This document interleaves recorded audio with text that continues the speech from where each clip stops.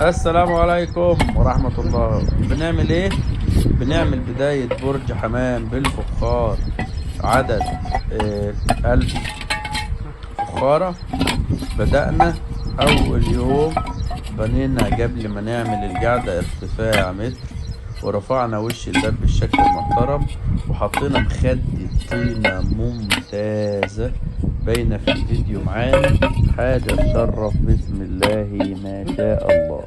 بنبني بالفخار الكبير اللي حضراتكم شايفينه، من ماك فوق من ماك فوق من ماك. برج هيبقى 1000 فخارة، جاهز لعدد 400 جوز حمام بلدي وبري وهجين.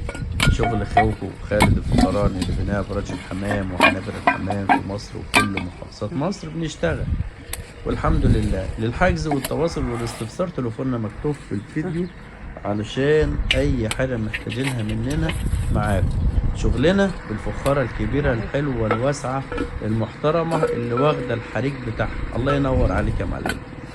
حاجة حلوة خالص علشان شغلنا يبقى مظبوط وناكله لقمة